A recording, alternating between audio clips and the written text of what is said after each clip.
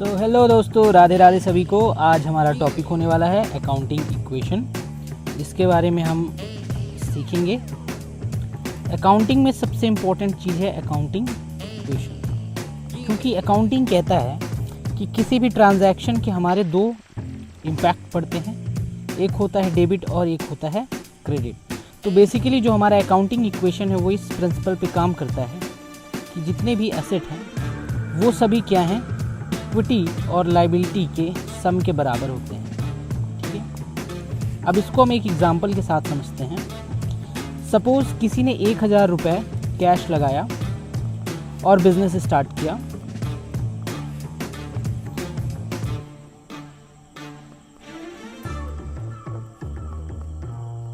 और business start करने के बाद उन्होंने क्या किया कि अपने बिजनेस में 1000 रुपये का कैश लगाया।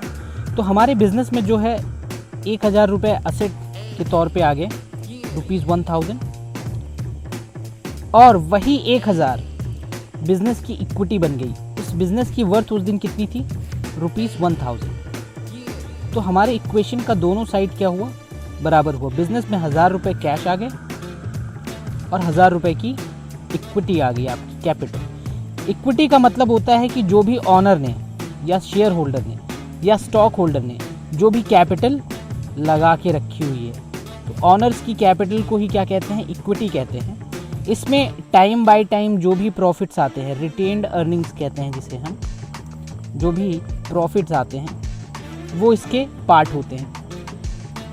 लायबिलिटी का मतलब होता है, लायबिलिटी एक तरीके की ऑब्लिगेशन होती है जो बिजनेस क्या करता है, ओ करता है दूसरों को। यानी ये बिजनेस की लायबिलिटी है जो अदर्स के लिए होती है। यानी कि लायबिलिटी को अगर हम समझते हैं एक छोटी सी भाषा में, तो लायबिलिटी का मतलब होता है जब भी आप 1000 रुपये का टीवी आपने खरीदा उधार, तो आप गए गंगाराम के पास और गंगाराम से आपने 1000 रुपये का टीवी उधार खरीदा। तो अब गंगाराम आपका क्या हो गया?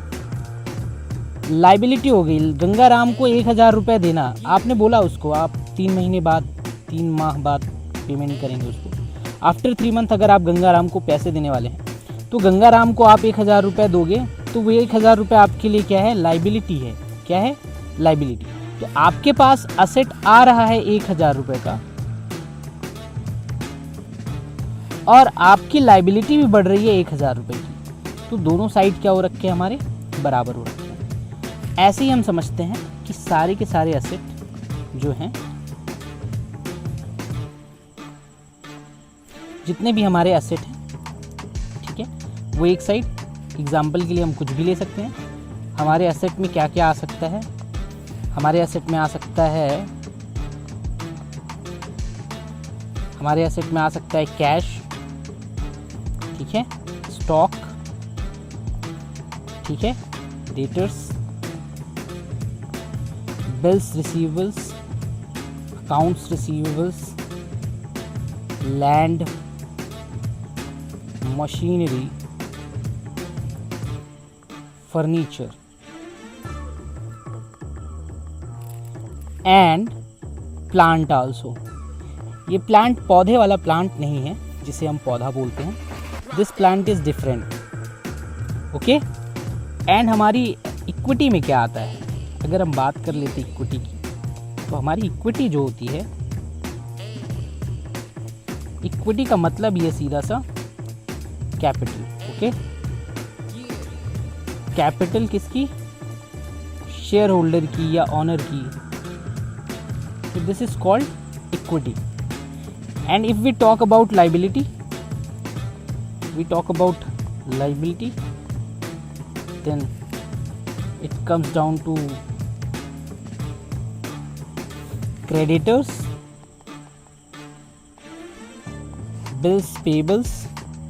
आपने अगर किसी से लोन ले रखा है वो भी आपकी लायबिलिटी होती है, ठीक है। तो एक बार फिर से इसका क्रक्स समझेंगे। अकाउंटिंग इक्वेशन का मतलब होता है asset is equals to equity plus liabilities, जहाँ पे अगर हम किसी बिजनेस को स्टार्ट करते हैं, ठीक है, फॉर एग्जांपल हमने कैश लगाया तो हमारी कैश में आ जाएगा 1000 और ऑनर की कैपिटल में आ जाएगा 1000।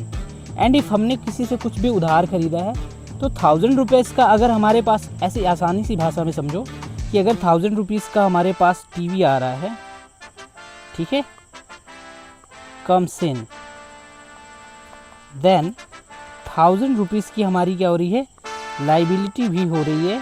किसके लिए?